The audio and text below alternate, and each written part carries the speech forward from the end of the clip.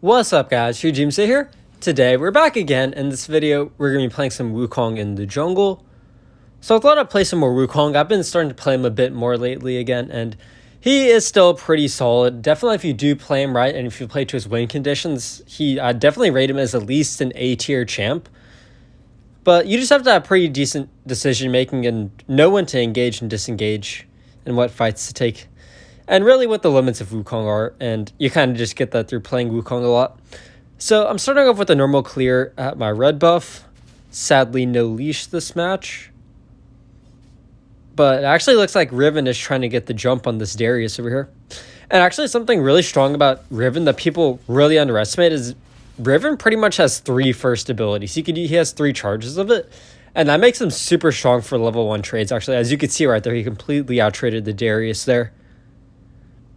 And that's just something to really keep in mind if you are solo laner going up against a Riven. Definitely don't underestimate him level 1. Because I see so many people try to trade with the Riven level 1, but that's such a bad idea.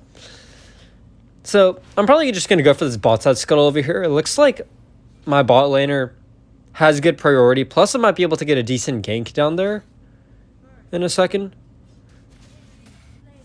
This ward over here, though, that our mid laner got down, definitely is super helpful because you see what that tells me over here?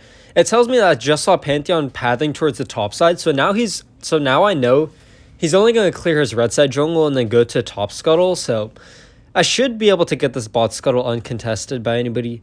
And then maybe I could look for a dive onto the Darius. Diving a Darius is super tricky, and it's something I'd be super cautious about, like, as any jungler.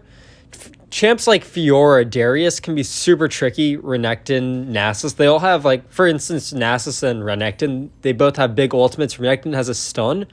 For Darius, if you get hit by the first ability, that can completely screw over a dive. So I do need to be careful of that here. It looks like he does not get the heal, plus there's his flash, so just waiting for my cooldowns to get back and barely able to get him. So now I actually see their mid laner rotating, so definitely need to back off there, and our solo laner goes for a bit of a greedy recall. If Pantheon was a bit faster on that, that would have turned out to be very bad. So that was a pretty good kill over there. And something that you could do as a Wukong into a Darius is if you're trying to dive him or something like that and you see him use his first ability, you could actually use your second ability as a Wukong to avoid getting hit by it. Because if you get hit by the outer portion of the Darius first ability, then he heals up health and he gains a lot of health from it. People really underestimate how much health it is. But over here now, I see the Pantheon looking for the engage, and I actually wait for his shield thing to go down, and then I go for an engage over here. And something to keep in mind over here actually is that I already got a shop in. The Pantheon did not shop, and over here I completely screw up my ultimate. The second charge runs out just before I press it, like a millisecond. And that was so unfortunate, but I think the Gromp actually saved me here. I think that the ultimate actually hit the Gromp instead of me. So thankfully me and the Lucian both got out of there alive. That was definitely a bit risky there. That could have gone worse for sure. That worked out pretty well. But as I was saying, your second ability is pretty much a small dash on Wukong. It gives you a little bit of movement. So you can see you have a small dash when you use it. And you can use that to avoid the Darius first ability. But now I see they're going for fights out in mid. And really, I can't do too much right now. And the major reason for that is I don't have my ultimate off cooldown. And Wukong is one of the most ultimate dependent champs that you will play. But the ultimate, when you have it on cooldown, is so strong. And you can carry so many team fights with Wukong. And that's really what I love about Wukong is, for instance, if you have your ultimate up at the first dragon fight, so many players, like, just don't understand how to play against Wukong. Just because they always group up at the dragon, they always look for a fight, and everybody always forces it against a Wukong ultimate, and that is not how you play against a Wukong. Because that can really screw you over. So now we're looking for this first dragon over here. I see the Pantheons in the area, trying to ping him out to the Ahri. So it looks like we have good warding up there.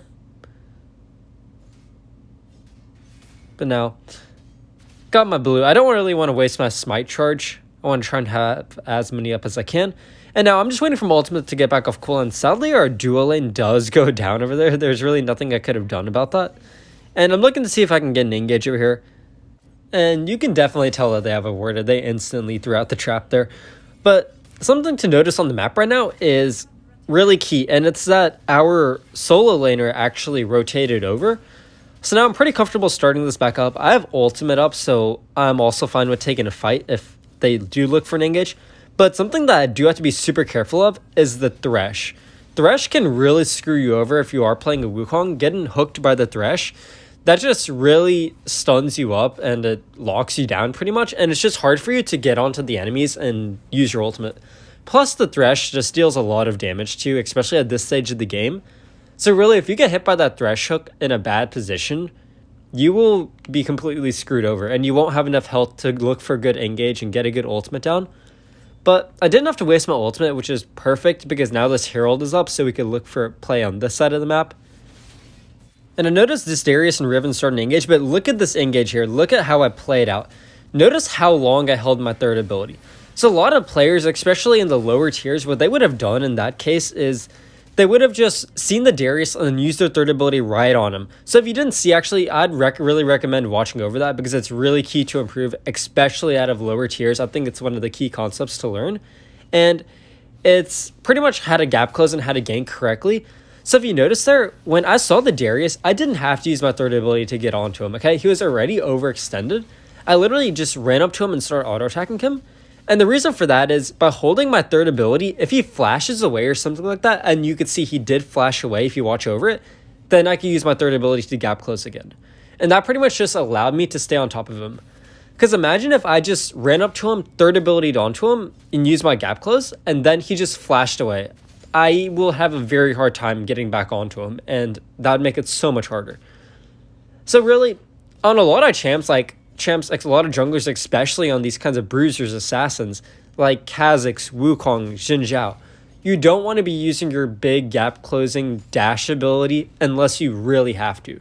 Because as a bruiser or something like that, you can get blown up so fast if you're in a bad position, and you can also blow up people. And it's really your dash that makes you so good at that because it's your primary engage, but it's also your primary disengage if you get caught in a bad spot. So, for instance, Kha'Zix is a perfect example.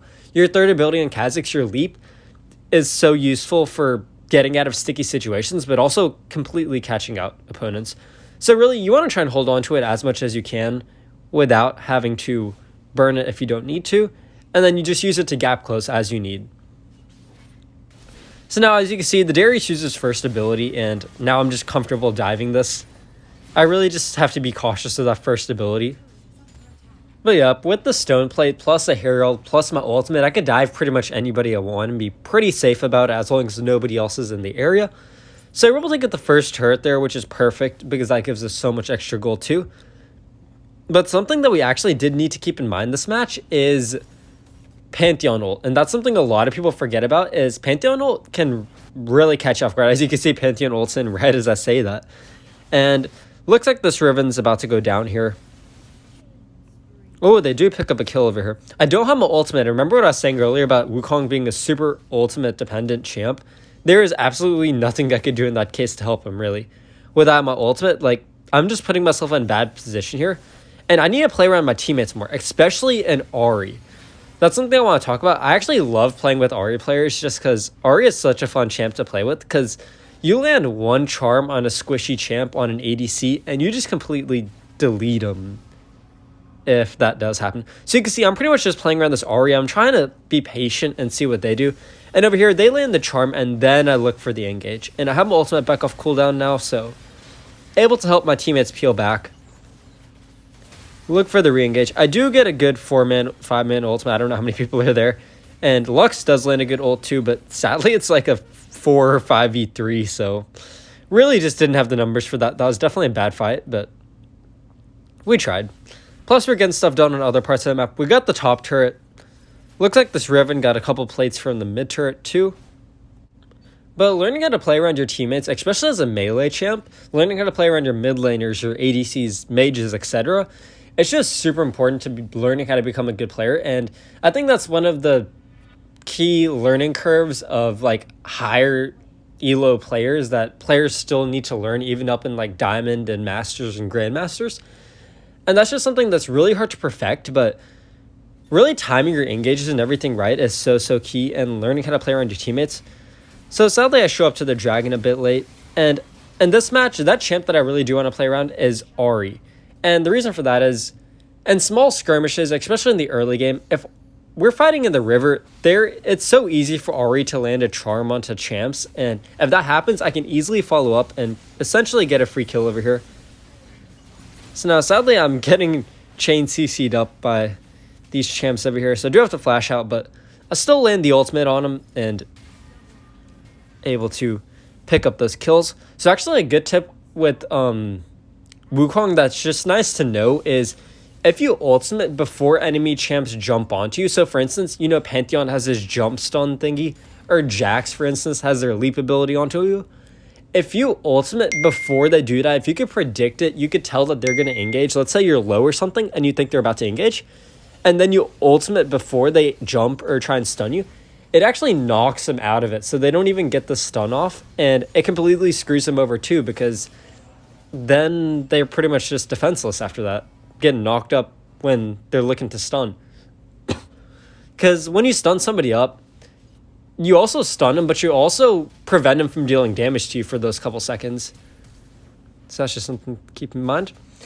But getting this red buff here, I probably need a shop. I have a decent amount of gold that I should be spending, but looks like they're fighting. Looks like I'd choose to head back out there, but I think I'd dip off.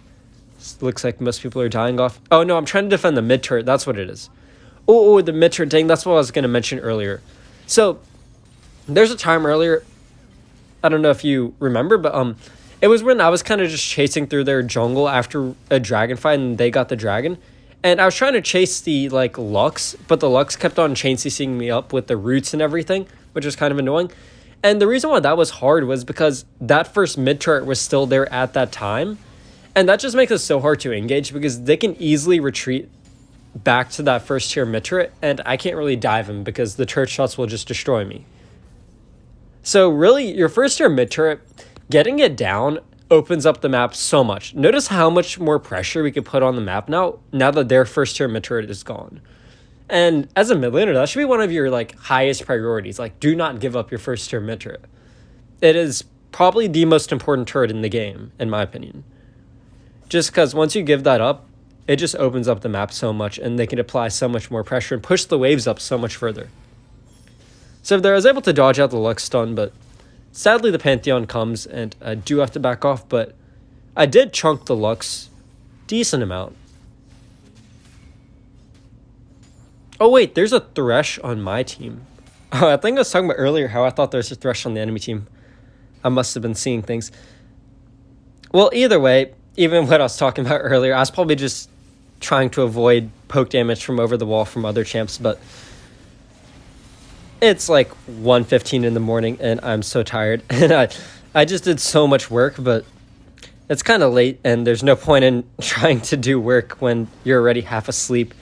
So I thought I'd actually just do this instead, because I know if I put it off until tomorrow, I probably won't do it in the middle of the day tomorrow. So there's only so much you could learn in one night, especially when you're pretty much half asleep.